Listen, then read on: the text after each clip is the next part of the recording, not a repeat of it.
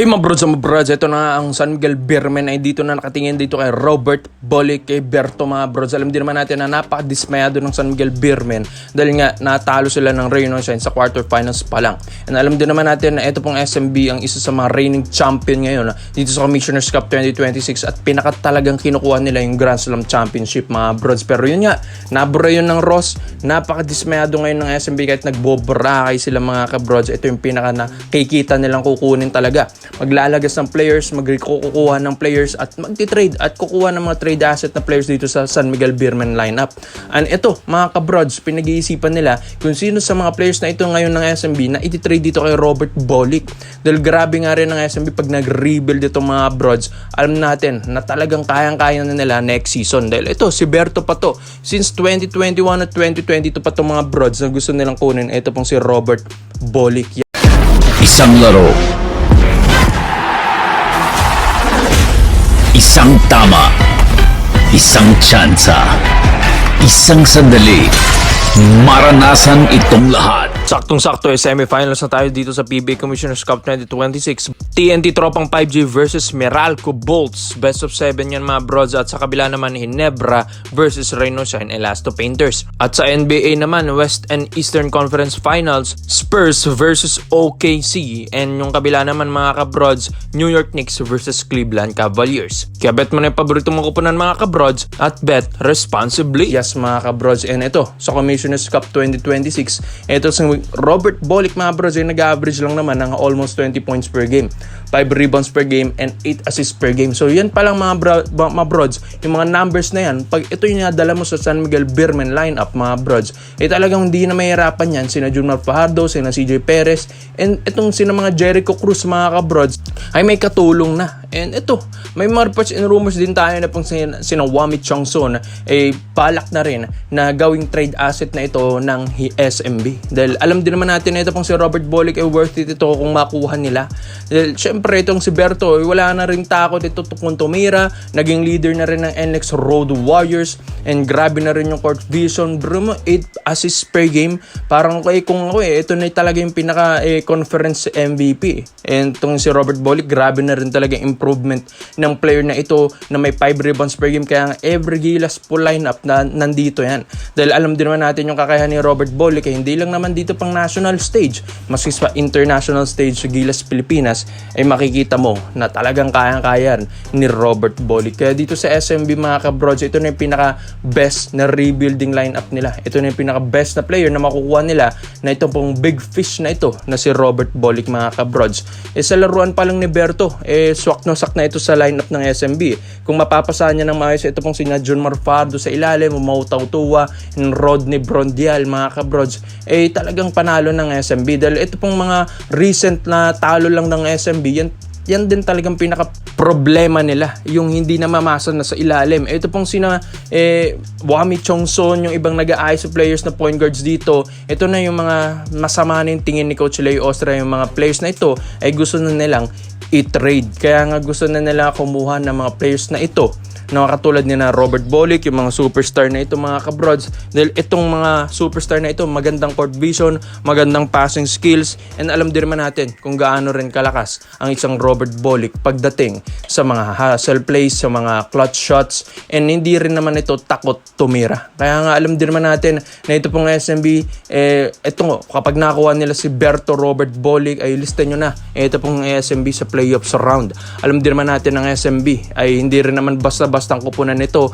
Alam din naman natin ng SMB pag ito ay nadismaya mo at na-out mo ng mas maaga dito sa elimination round or maski sa quarterfinals round, talaga magbabounce back yan mga kabrods. Hindi lang magbabounce back, malay natin mapag-champion ulit nila ito pong lineup na ito. Kaya nga rebuilding ng SMB, rebuilding, it means na kukuha sila ng mga batang players, ayusin na nila yung lineup nila, tatanggalin yung mga hindi nila gusto, and yung mga players dito na nasa bench talagang gagawin nilang trade asset yan para makuha yung mga best players na kukunin nila ngayong off-season mga kabrods. Kaya ikaw mga brods, tingin nyo ba Robert Bolick to San Miguel Beermen? Komento mo lang mo dito mga brods, isa natin yan.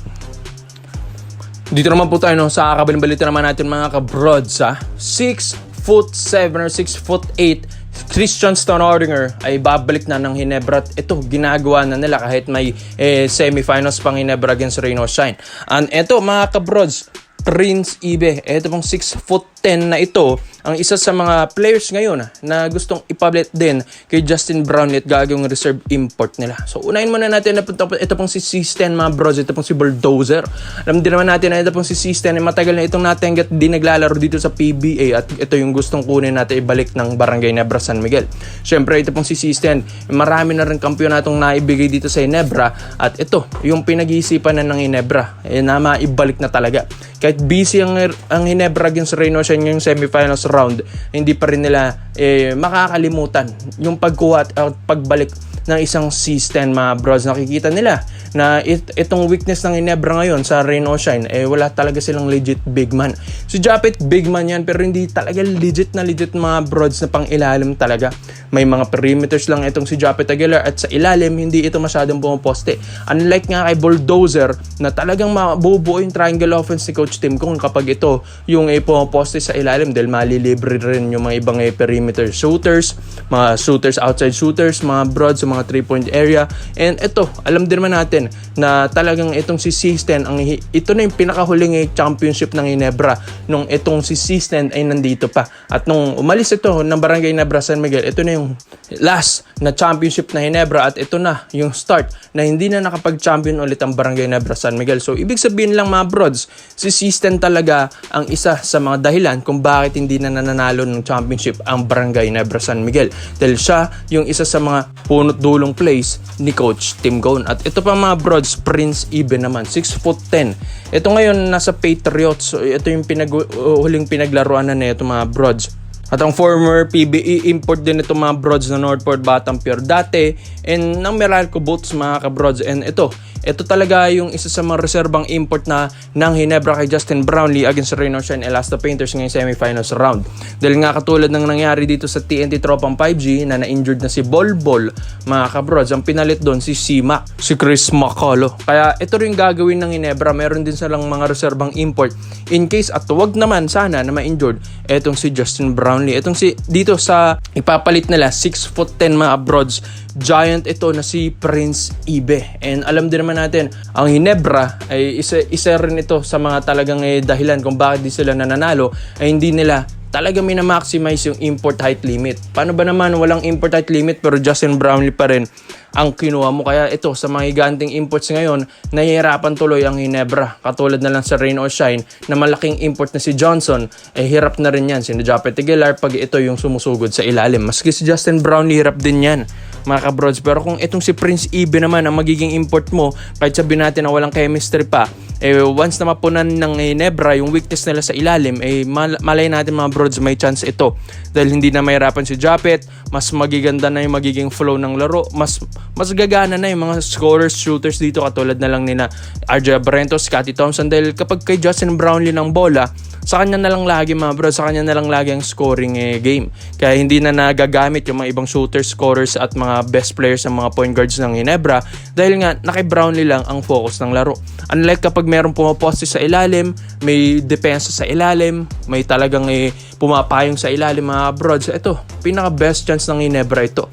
Kaya sa tingin nyo mga broads, Prince Ibe, ito ba yung best na import na pwedeng pamalit kay Justin Brownlee sa semifinals round against Reino Shine Elasta Painters? And C10, ibabalik na rin ng Barangay Ginebra. Kaya komento mo lang pinyo dito mga broads. At isa natin yan. Salamat po sa panonood mga broads. This is the basketball trade option lang.